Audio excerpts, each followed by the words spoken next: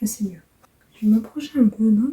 Coucou, j'espère que vous allez bien. Du coup, après le premier, on va dire, épisode de la série un peu réflexion, où je vous partage un peu mon point de vue et comment je vois les choses, j'ai reçu je ne sais pas combien de messages avec des propositions de choses que je pouvais faire, des personnes qui voulaient savoir mon avis sur tel ou tel sujet. Donc vraiment, je pensais pas avoir un accueil comme ça. J'ai reçu il y a quelque temps un petit message d'une personne qui me disait qu'elle essayait en gros d'être authentique, d'être elle-même, mais que ça ne plaisait pas. Donc je ne sais pas si ça plaisait pas à son entourage ou à la société en général. Qu'elle me disait, selon toi, pourquoi c'est comme ça, et du coup, pourquoi rester vrai dans un monde fake, donc dans un monde faux. Et donc je me suis dit que ce serait trop intéressant d'en faire une vidéo. Donc on va faire par étapes. Déjà, selon moi, pourquoi, on va dire, la société en général n'accepte pas vraiment l'authenticité. Et c'est quelque chose que déjà j'ai moi-même remarqué, sachez-le, parce que sur les réseaux, on va vous vendre le fait d'être 100% authentique. Il y a énormément de concepts sur les réseaux pour, soi-disant, vous mettre plus à l'aise, vous faire être plus naturel dans votre vie, etc. Mais pour autant, en fait, dans ce système-là, c'est pas forcément vrai. Donc je dis pas que les gens qui postent ce type de vidéos ne sont pas vrais, mais je parle de la société en général qui a tendance à dire on valorise le naturel et l'authentique, alors qu'en fait c'est l'inauthentique qui est mis en avant. Je m'explique là-dedans, c'est un constat que j'ai fait il n'y a pas si longtemps que ça en fait. Je sais pas pourquoi je me suis mise à faire une analyse de ma vie. Des fois, sachez-le, ça m'arrive. Voilà, j'ai une analyse qui se crée. Et en fait, je me suis rendu compte que si tu as un masque, entre guillemets, qui correspond à ce qu'attend la société, tu as plus de chances d'être accueilli de façon plus sympathique, hein, alors on va le dire comme ça.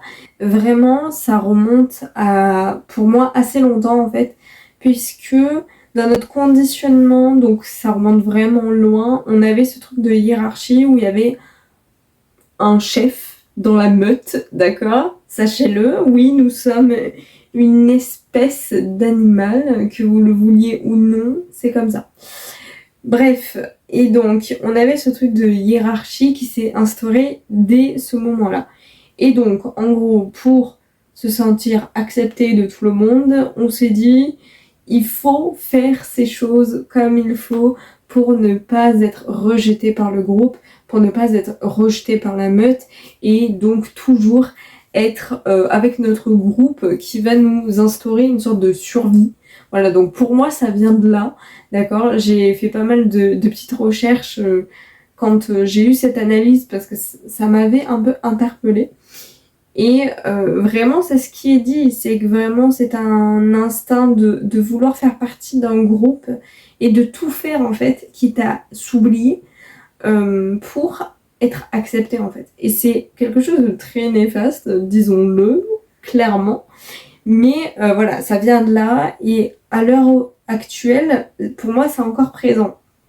C'est encore présent parce que déjà, on va vous vendre et nous vendre à tous des produits qui sont censés être anti-rides, pas avoir de poche, une belle peau, mincir du visage avec le gua sha. Plein de produits comme ça, même les dentifrices pour avoir les dents blanches, etc. Parce qu'en fait, notre acceptation qui était par le comportement, je trouve que actuellement, elle s'est plus transformée en j'accepte que si t'as une belle apparence. C'est horrible à dire, mais sachons-le, c'est réel. C'est quelque chose que je déteste dire parce que pour moi ce n'est pas normal. Mais c'est réel. Voilà, c'est là, c'est du moment que t'as de belles dents, que t'as un visage fin, que t'as des belles lèvres, des beaux yeux, gna gna gna, et ben va savoir pourquoi il va y avoir des choses qui vont arriver beaucoup plus positivement qu'une personne qui, entre guillemets, ne rentre pas dans le système que veut instaurer la société. Donc il y a ce truc très je t'accepte par ton apparence actuelle. Mais c'est toujours dans ce truc où tu dois changer quelque chose de toi. Mais c'est une sorte de hiérarchie et d'avoir peur finalement de la solitude. Pour moi, il y a quelque chose d'ancré. Après, c'est ma propre opinion, d'accord. Certains peut-être en commentaire diront le contraire. Et d'ailleurs, n'hésitez pas du tout à dire votre façon de penser. Parce que je veux un espace de débat et d'opinion, mais que ce soit toujours bienveillant, d'accord. On n'est pas là à se juger les uns les autres. Je ne veux pas du tout ça.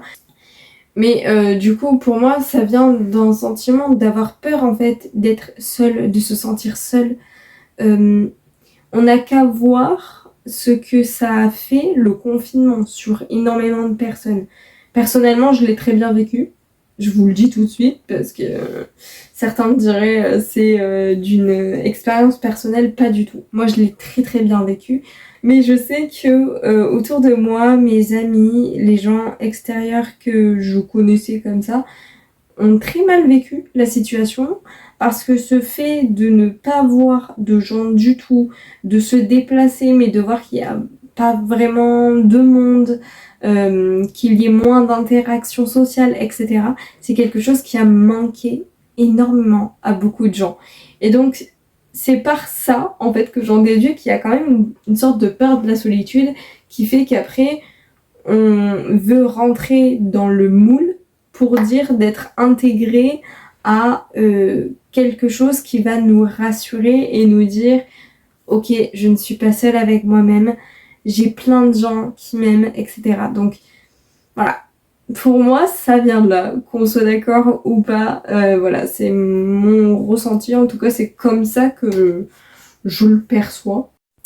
Maintenant, comment être soi-même dans un monde qui l'est pas, ça peut être compliqué. Voilà, ça peut être compliqué parce qu'on est déjà conditionné dans ce truc-là. Dès qu'on est en fait et qu'on grandit, on a ce truc où on nous fait comprendre qu'il y a des choses qui ne sont pas bien. Par exemple, si on était à 100% authentique, d'accord?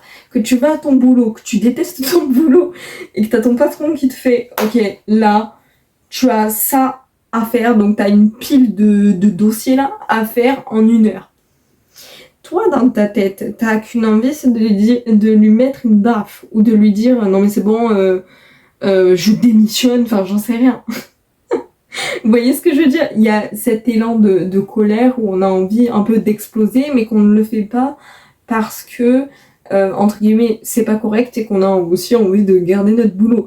Mais c'est dans l'optique de quand même se ranger quelque part. Et donc c'est un peu compliqué d'être à 100% soi-même. Je pense qu'on peut pas l'être totalement parce qu'il y a des choses qui, par le respect de l'autre, ne se font pas, mais ça ne veut pas dire qu'on est faux en fait. Il y a des manières d'être vrai sans être blessant. Moi, j'ai eu énormément de mal à ça, je vous jure. Je suis une personne qu'on dit trop franche. Déjà, moi, je ne savais pas. Quand on m'a sorti, non mais t'es trop franche, faudrait te calmer. Je me suis dit, hein? Parce que pour moi, en fait, c'était, mais qui va me reprocher d'être trop franche? Pour moi, la franchise, ça peut que être valorisé en fait. C'est si t'es franc, bah, les gens savent à quoi s'en tenir, c'est tout. Sauf qu'en fait, bah, c'était perçu comme quelque chose de trop dur parce que bah, j'ai tendance en fait à balancer ce que je pense comme ça l'est. Et on a beau me dire oui mais réfléchis avant de parler. Vous savez ce dicton là quand j'étais petite, mais rien à faire. Rien à faire. On avait beau me le sortir, ça... Non, ça sortait exactement pareil que ce que je pensais dans ma tête. Parce que j'ai tendance à vraiment sortir ce que je ressens et comment je le ressens dans une situation bien précise. J'ai pas vraiment je sais pas, de crème qui va adoucir. Non, moi c'est très brut. Mais il y a ce truc où j'ai appris, on va dire, à mettre une sorte de juste milieu, à dire les choses, mais posément. Et quand je sais que je ne peux pas faire autrement que d'être moi-même, c'est-à-dire quand j'ai quelque chose à balancer parce qu'il faut que ça sorte, et que je sais très bien que ça va impacter en fait la personne en face, généralement, je le préviens à l'avance. Par exemple, mon copain, j'aime bien le prendre en exemple parce que c'est lui qui me connaît un peu dans toutes mes facettes. Eh bien, j'ai tendance à lui dire écoute, là, il y a un truc que je ressens, il faut que je te le dise, mais ça peut ne pas te plaire ou tu peux le percevoir autrement, quoi. Je le préviens. Comme ça fait qu'il ne le prend pas mal, il sait très bien que c'est ce que je ressens dans l'instant et ma perception actuelle. Donc ça, c'est un cas de figure que vous pouvez mettre aussi au quotidien. Après, vraiment, pour moi, rester soi-même, ça en vient à se poser énormément de questions. Je m'explique. Dans un monde où il y a une forte consommation, où on va être vraiment amené à acheter ou à faire des choses, il faut avant se poser la question réelle de pourquoi je ferais ça. Il faut vraiment que dans cette réponse-là, il faut que ce soit je le fais parce que je veux voir ce que ça produit en moi. Moi, j'ai énormément testé par exemple, de routine matinale, d'habitude, d'influenceurs, voilà. Parce que je me disais peut-être que ça peut apporter quelque chose à mon quotidien. Mais est-ce que j'ai tout gardé? Pas du tout. Et c'est là où je veux en venir. C'est qu'en fait, vous pouvez tester des choses, mais après, vous dire, là, ça me correspond pas. Donc, je stoppe en fait. Je stoppe parce que ça n'a pas les mêmes effets que ce que la personne elle-même disait. Parce qu'on est des êtres uniques. Voilà. Donc, c'est pas parce que tel produit ou telle pratique va marcher sur la personne qui, entre guillemets, vous a mis cette idée en tête que ça va forcément marcher sur vous. Donc, vous devez l'essayer et ensuite voir, ok, si c'est par exemple une pratique méditative ou je ne sais quoi, c'est vraiment, vous le testez quand même sur un laps de temps assez long, parce que c'est pas du jour au lendemain, mais vous vous disiez, voilà, qu'est-ce que je ressens à ce moment-là? Qu'est-ce que ça procure? Et comment je me sens après ça? Et en fait, c'est de part, je pense, des questions un peu comme ça, qu'on peut avoir un jugement juste. Voilà. Un autre truc que j'applique très récemment, d'accord, depuis le podcast de Chloé Bloom, je sais plus lequel c'était, où elle disait que pour penser par soi-même, en fait, il fallait tout simplement prendre du recul. Moi, j'avais tendance à prendre du recul, mais si vous voulez, c'était un peu trop direct. Je sais pas comment vous le dire, mais c'était pas un vrai recul, quoi. Et en fait, elle disait que quand on a une information qui nous trotte vraiment dans la tête et où on se dit « Attends, ça m'a interpellée », eh bien, c'est d'y revenir plusieurs heures plus tard. Par exemple, moi, c'est vraiment ce que je fais maintenant depuis cet épisode-là, et je remarque que c'est très positif, en tout cas, pour ma part. C'est qu'en fait, dès que j'ai une information qui me trotte dans la tête, où je me dis « Ah ouais, il faudrait trop que je fasse ça », imaginons c'est un nouveau projet, puisque je suis une personne qui vraiment a des projets plein la tête, eh bien, ok, là, ça m'a stimulée, je sens que j'ai envie de faire ce projet, mais je vais attendre le lendemain pour faire le point, pour me dire, ok, j'ai entendu telle chose, mais actuellement dans ma vie, je suis à quel stade? Est-ce que je peux rajouter quelque chose? Et auquel cas, quelles conséquences ça aura? Quel avantage je peux en tirer? Et à l'inverse, quel inconvénient? En fait, c'est vraiment se poser, je trouve, pas mal de questions pour trouver notre propre façon de penser et de vivre au quotidien.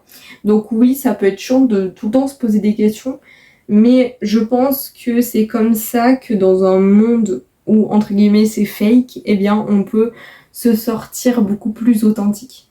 Après, je pense que il faut aussi, c'est que des fois, quand vous allez commencer à être 100% vous-même, et donc dire votre façon de penser telle qu'elle est, et pas juste comme les gens voudraient l'entendre, et que vous allez commencer à faire des choses qui sortent du cadre, eh bien, il faut être OK avec le fait qu'il y a des gens qui vont vous critiquer et vous dire mais attends, là ce que tu fais c'est pas normal, non mais là ce que tu dis c'est blessant, non mais il faut pas penser comme ça, il faut pas faire ci, il faut pas faire ça.